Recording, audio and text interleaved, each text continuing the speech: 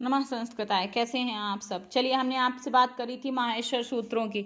माहेश्वर सूत्रों से संबंधित हम लोग कुछ अभी पॉइंट्स के बारे में बात करेंगे जिससे हमारे क्वेश्चन सॉर्ट आउट हो सकें। ठीक है, जिसको हम बोलते हैं प्रश्नोत्तरी। क्या बोलते हैं? प्रश्नोत्तरी। हमारे क्वेश्चन में माहेश्वर सूत्रों से रिलेटेड जो भी प्रश्न आएंगे वो हम लोग इम्पॉर्टेंट सारे ही हमने नोट्स बना के रखे हुए हैं, वो हम लोग आज पढ़ेंगे। ठीक है, तो क्या पढ़ेंगे हम लोग? संस्कृत में माहेश्वर सूत्रों से संबंधित सारी माहेश्वरी, ठीक है, प्रश्नोत्तरी सॉरी। चलिए हम बात करते हैं। दिख रहा है ना? नहीं दिख रहा है? अब दिख रहा है? पेपर भी नहीं उड़ रहा है? क्या प्रॉब्लम है? दिख रहा है सभी को? अब ठीक है? अभी का ठीक है? नहीं आया ठीक से? क्या हो गया भाई? अब चलिए, अब दिख रहा है। ठीक है, हल्का सा ब्लर हो रहा है। चलिए इंतजार करिए, फिर सही कर रहे हैं। चलिए अब दिख रहा है सभी को?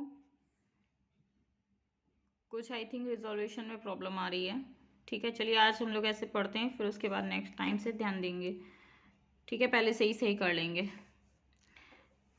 चलिए, माहेश्वर सूत्रों के विषय में क्या है? ज्ञात तत्व तथ्य हैं। ये क्या है? ज्ञात तत्व तत्व हैं। ठीक है, इन्हें क्या कहा जाता है? चतुर्दश सूत्र भी कहा जाता है। इन्हें क्या कहा जाता है? चतुर्दश सूत्र। और इन्हें क्या कहा जाता है? माहेश्वर सूत्र को प्रत्याहार सूत्र भी कहा जाता है। और क्या कहा जाता है? प्रत्याहार सूत्र भी।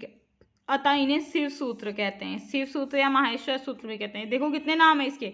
चतुर्दश सूत्र, प्रत्याहार सूत्र, शिव सूत्र, माहेश्वर सूत्र।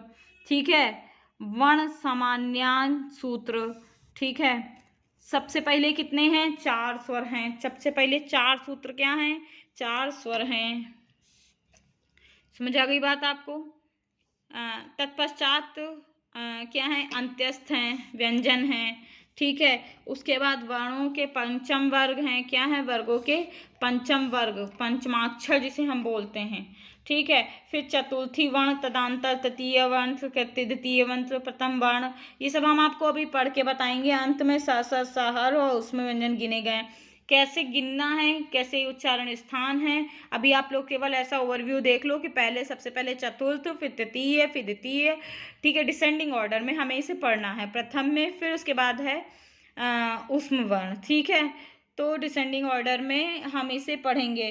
किसको? माहेश्वर सूत्रों को। उच्चारण स्थान जो है इसका। ठीक है, एशाम अंत्य इतः। इन्हें चतुर्दश सूत्रों के अंत में ऋ, क, अंग, छ आदि व्यंजन वर्ण हलंत हैं। क्या है ये? हलंत हैं। क्या है ये? हलंत हैं। इनका नाम क्या है? इत है। इनका नाम क्या है? इत है।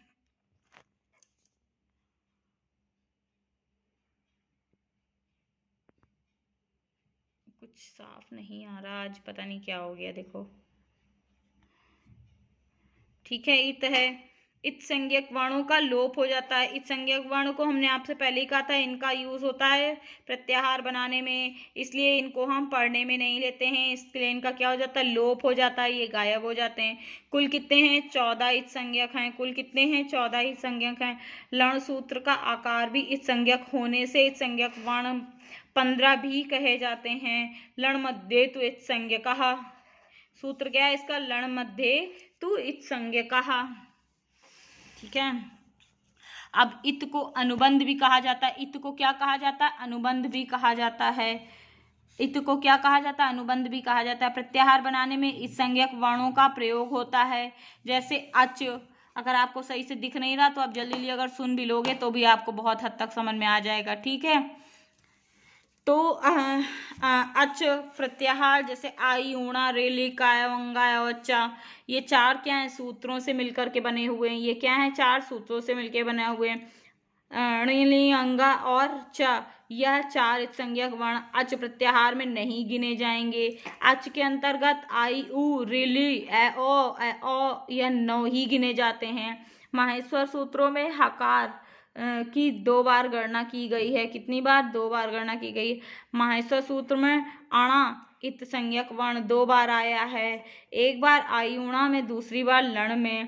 प्रत्याहार संज्ञा प्रति प्लस आंग प्लस हा प्लस घया। प्रत्याहार हो गया। ठीक है, प्रत्याह्यन्ते संक्षिप्यन्ते वर्णः यत्र सह प्रत्याहारः। प्रत्याहार संज्ञा का विधायक सूत्र क्या? आदिरन्तेन सहेता। फिर से बोलिए आदिरन्तेन सहेता। फिर से बोलिए आदिरन्तेन सहेता। प्रत्याहारों की संख्या कितनी है? प्रत्याहारों की संख्या कुल 42 है। कितनी है? कुल 42 गिने गए हैं प्रत्याहार। द्विचंतारिंशत, 42 को क्या कहते हैं? द्विचंतारिंशत। संस्कृत व्याकरण में ये गिने गए। प्रत्याहारों के विषय में विशेष जानकारी अगर हम दें तो क्या कहते हैं? अच प्रत्याहार में समस्त 9 स्वर वर्ण आते हैं। समस्त कितने स्वर वर्ण आते हैं? 9 स्वर वर्ण आते हैं। स्वरों को अच भी कहा जाता है। स्वरों को अच भी कहा जाता है। हल प्रत्याहार में समस्त 33 वर्ण आते हैं। समस्त 33 वर्ण आते हैं। व्यंजनों को हल भी कहा जाता है। व्यंजनों को क्या कहा जाता है? हल भी कहा जाता है। जस प्रत्याहार में वर्गों के चौथे वर्ण झ, भ, घ, ढ, ध आते हैं। जस में प्रत्याहार में वर्गों के तीसरे वर्ण आते हैं। ज, ब, ग, ड, ध आते हैं और ज, ब, ग, ड, ध से सूत्रों से मिलकर बना होता है। च प्रत्याहार में वर्गों के प्रथम वर्ण आते हैं। च, ट, त, क, प। ठीक है। शल प्रत्याहार में चारों ही ऊष्म व्यंजन आते हैं। स, स, हल। यण में कितने आते हैं? अंत्यस्थ आते हैं। य, र, लावा आते हैं। ठीक है। अच सारे स्वर आते हैं। अच में सारे ही स्वर आते हैं। हल में सारे व्यंजन आते हैं। झस में 4 वर्ण आते हैं। जस में 3 वर्ण आते हैं। तीसरे वर्ण बोलेंगे। चय में पहले वर्ण, सल में ऊष्म वर्ण, यण में अन्य वर्ण भी आते हैं। आ, ऊणा, रेली का, अवंगा और चा आदि 14 सूत्र के अंत में जो णे, ली, अंगा, चा आदि हल वर्ण लगे हुए, इनका प्रयोजन प्रत्याहार बनाना। णा, यो, णादेयो, घणा, धरसा। अब देखिए बात करते हैं हम, जैसे झस है। झस हम आपको अब हम बताते भी हैं कि कैसे जो है इसको बोलते हैं। जैसे आपने देखा यहाँ पे देखिएगा, हमने आपसे क्या कहा? धस है। ठीक है, ये आपका बोला हमने। जैसे पहली बात करते हैं, झस प्रत्याहार में वर्गों के चौथे वर्ण आते हैं। झ, भ, घ, ढ, ध, स। तो जैसे ये देखिए, ये हमने बोला ना, ज, ब, घ, ढ, ध, स। कहाँ पर है? ये देखिए, ये है ज, भ, घ, ढ, ध, स। तो ज, ब, घ, ढ, ध, स में क्या है? देखिए, ये भी चौथा, ये भी चौथा, ये भी चौथा। क, ख, ग, घ, ट, ठ, ड, ढ, त, थ, द, ध। ठीक है, तो हल क्या है? चौथा वर्ण है। तो ये क्या है? हम इसको चौथे वर्ण में, यही इसका उच्चारण स्थान होता है। थोड़ी इमेज ब्लर आ रही है, नहीं तो हम इमेज थोड़ा सही करके प्रत्याहार अगला वीडियो बनाएंगे। उससे पहले हम आपको ये चीज समझाएंगे उच्चारण स्थान में कैसे हमने झस, चय और सल प्रत्याहारों में हमने इसका उच्चारण स्थान चौथा तीसरा किया हुआ। ठीक है, चलिए अभी के लिए इतना ही। Thank you.